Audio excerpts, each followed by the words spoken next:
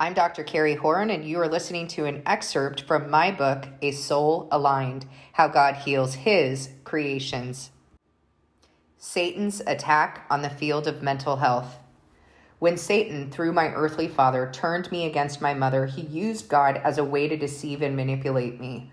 I was told that she was the destroyer of family, that she had hurt my father, and that we were going to be a righteous family, the way that God wanted things to be. Who could argue with that? Certainly not a young child who wanted to do what was right by God. Satan, through my dad, manipulated truth into a counterfeit truth, and he presented me with an explanation that could not be questioned. Satan has used similar tactics with the science God. As long as the science God is the one who is the source of truth, then no one is allowed to question or contradict what the science God says. Everything must be substantiated by his methods, or it must not be asserted at all. Science is Satan's distorted world gospel, and to question it is to question God. But the science God is no God. There is only one God, and he alone is the source of truth. His ways are foolishness to the world because the world has been deceived by counterfeit truths in order to call evil good and good evil, darkness for light and light for darkness, bitter for sweet and sweet for bitter. Isaiah 5:20. God will use his foolish and weak things to confound the wise. 1 Corinthians 1:27. The wisdom of the flesh is foolishness to God. The power and might of the wicked is absurdity in his sight. The work of their hands and the knowledge of their wise will always be foiled by God. He desires mercy and humility, not intellect. He desires submission and obedience, not supremacy. The field of mental health has a major influence on the world's cultural perceptions of mental and emotional healing. Mental health does not largely acknowledge spiritual healing as part of mental health because it lacks scientific measurability. By reducing our understanding to only that which is measurable, science has caused the world to accept that we are reduced to carnal mind-body health and to negate our spiritual and emotional existence as either non-existent or unimportant. The authority of the mental health field to influence culture has unfortunately been exploited by the enemy's agenda to deceive and destroy, and he has tempted the flesh of mental health, quote-unquote, experts to trade the true healing of God's children for greed, status, and prestige, and to reject God for reliance on carnal man. For this reason, I believe that God is about to spit all disciplines, religions, and churches out of his mouth that have placed greed, power, and prestige above the true healing of his children. They have failed to be true shepherds for his flock, Jeremiah 23:1, and they have dressed the wounds of his children as though they were not serious, Jeremiah 6:13 through 14. They will be brought low and destroyed if they do not correct themselves and repent for leading his flock astray with their deceptions, idolatry, and greed. The word of the Lord came to me, Son of man, prophesy against the shepherds of Israel. Prophesy again and say to them, this is what the sovereign Lord says. Woe to you, shepherds of Israel, who only take care of yourselves. Should not shepherds take care of the flock? You eat the curds, clothe yourself with wool, and slaughter the choice animals, but you do not take care of the flock. You have not strengthened the weak, or healed the sick, or bound up the injured. You have not brought back the strays or searched for the lost. You have ruled them harshly and brutally, so they are scattered because there was no shepherd. And when they were scattered, they became food for all the wild animals. My sheep wandered over all the mountains and on every high hill. They were scattered over the whole earth, and no one searched or looked for them. Therefore, you shepherds, hear the word of the Lord. As surely as I live, declares the sovereign Lord, because my flock lacks a shepherd, and so has been plundered and has become food for all the wild animals, and because my shepherds did not search for my flock, but cared for themselves rather than my flock, therefore, you shepherds, hear the word of the Lord. This is what the sovereign Lord says. I am against the shepherds and will hold them accountable for my flock. I will remove them from tending the flock so that the shepherds can no longer feed themselves. I will rescue my flock from their mouths, and it will no longer be food for them. For this is what the sovereign Lord says: I myself will search for my sheep and look after them, as a shepherd looks for his scattered flock when he is with them. So will I look after my sheep. I will rescue them from all the places where they were scattered on a day of clouds and darkness. I will bring them out from the nations and gather them from the countries, and I will bring them into their own land. I will pasture them on the mountains of Israel, in the ravines, and in all the settlements in the land. I will tend them in a good pasture, and the mountain heights of Israel will be their grazing land. There they will lie down in good grazing land, and there they will feed in a rich pasture on the mountains of Israel. I myself will tend my sheep and have them lie down, declares the sovereign Lord. I will search for the lost and bring back the strays. I will bind up the injured and strengthen the weak. But the sleek and the strong I will destroy. I will shepherd the flock with justice. Ezekiel 34, 1-17. Many people let themselves off the hook when reading these scriptures, but if we have loved God, we have sought to understand the heart of God. God rescues the oppressed, and he vindicates his children. Not one expert or leader in history has achieved their authority without the God who entrusted it to them, and not one will be let off the hook if they have abused that given authority to oppress and exploit the needy. God's children need healing, and the shepherds who have failed to provide it, who feed them lies and exploit their suffering, will have their lampstands removed, just as King Saul and just as the churches that we are watching fall in these end times. God's wounded children trust mental health providers to guide them toward healing the suffering of their souls. Yet too often, the field of mental health is most concerned with overcoming an ongoing inferiority complex against supposed hard sciences.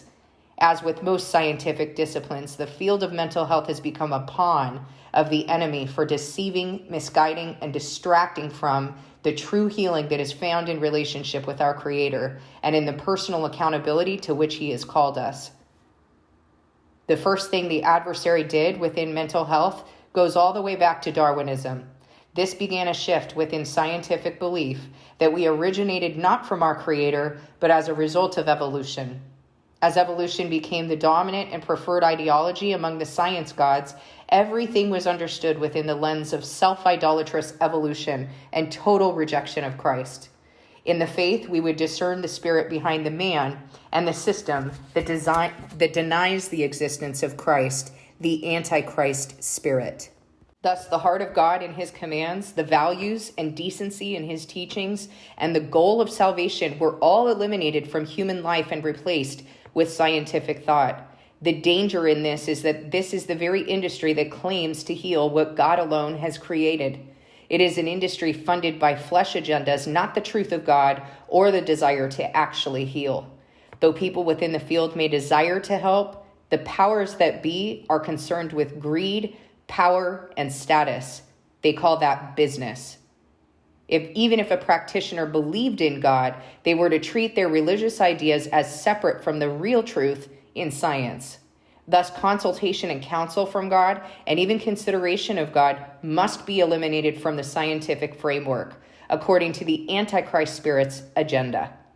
He will perform signs and wonders regarding the healing of God's creations, but as it is, he cannot and does not desire to heal. So there is no healing for God's people. If Christ is indeed the truth, John 14:6, they eliminated the truth for a counterfeit truth that originates out of self, the work of our own hands. As time progressed, mental health gurus such as Freud and Jung introduced pagan ideologies, even distorting the teachings of God regarding flesh, heart, and the Holy Spirit to be broken down into the id, ego, and superego. No longer was there understanding that we are fighting a spiritual battle that must be circumcised, in which we must be circumcised and disciplined by God's Spirit. No longer was there understanding that the morality and goodness in us is not from us, but from God.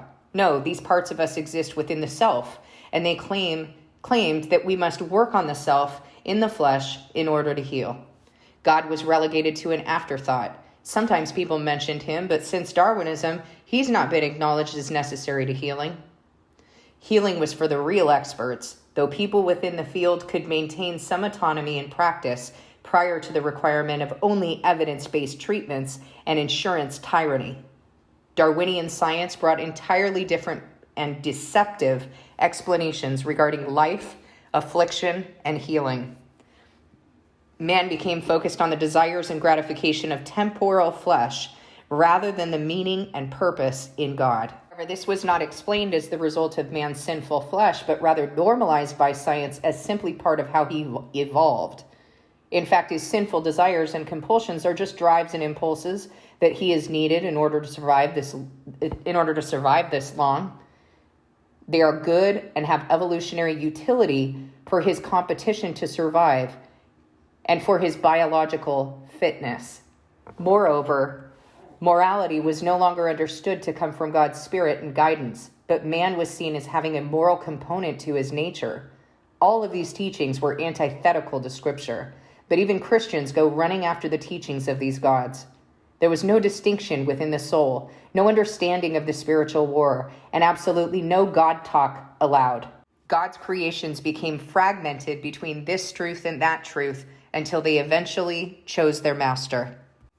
The next thing the adversary did within mental health was to eliminate God from the field by defining the field's method of extracting evidential truth through research. God was eliminated completely to be replaced by the God of science, the God of self-sufficiency. During 1960 to 1990, there was a spiritual battle in which the field of mental health had decisions to make, decisions that have largely affected the field and subsequent culture of psychological treatment. In the 1960s, three critical things happened in mental health. Research-based treatments came on the scene, and cognitive behavioral, CBT, and transactional analysis, TA, were developed.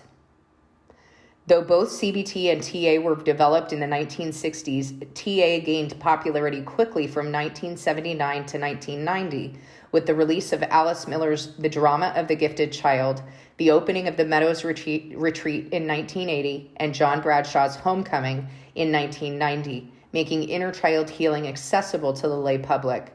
As TA was gaining popularity and demonstrating results, though in its infancy, psychology's reputation for being a soft science was beginning to wear on the egos of its members, who were not satisfied playing second fiddle to hard sciences.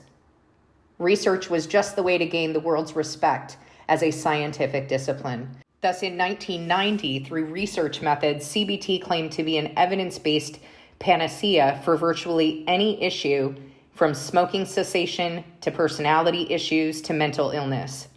The field had a decision to make. No longer could they maintain a lukewarm attitude regarding God. They needed to decide whether they were cold or hot for God and the true healing of his children. They chose to gain the prestige of the world. They chose the God of science, and they were all too eager to eliminate all of this God talk and remnants of religious belief that might be found in treatments that still treated people like children of God. This decision changed everything in mental health as we know it. Once insurance companies caught wind that there was a treatment that only required them to pay for 10 sessions or less, they jumped on the bandwagon too, requiring all providers to dispense only evidence-based treatments. Many providers admit that these treatments are not helpful, but they are under the binds of a larger system that is run by contradicting agendas. Moreover, the blame for failure is placed on the patient for not responding to treatment rather than the treatment itself for being insufficient. Mental health became consumed and distracted by endless amounts of paperwork, proving that their treatments are research-based and literally saying nothing about what truly heals a soul. The lay public needs to understand that the decisions and practices that are executed on behalf of the world of mental health and what we regard as healing have been decided in the pursuit of greed and power.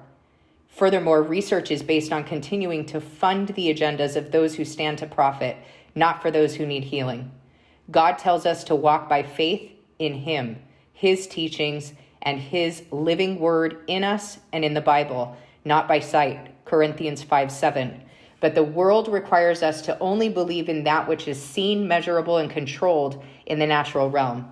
The world teaches us to disregard and mock everything in the spiritual realm as pseudoscience and pseudo-truth. This is how the adversary has distorted his lies into the world's truth and God's truth into lies. The spiritual force that is behind the mental health system agendas is clearly the work of the deceiver. The devil is not all-powerful or all-knowing, but he does recognize God's light. The adversary saw help for God's children on the scene and how inner child healing might just find its way back to the biblical concepts of healing that Jesus taught 2,000 years ago regarding becoming childlike. Remember that the adversary has no power but that which we give him when we choose him.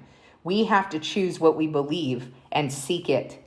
The deceiver disguises himself as an angel of light, 2 Corinthians 11:14, presenting with an altruistic agenda of healing. Yet his motives are for self, power, prestige, status, and greed. Nevertheless, healing is available for those who seek God as little children. Jesus said, "Suffer the little children and forbid them not to come to me, for of such is the kingdom of heaven." Matthew 19:14. If you have enjoyed this reading, be sure to check out the Heart Known series workbook that is used in conjunction with A Soul Aligned.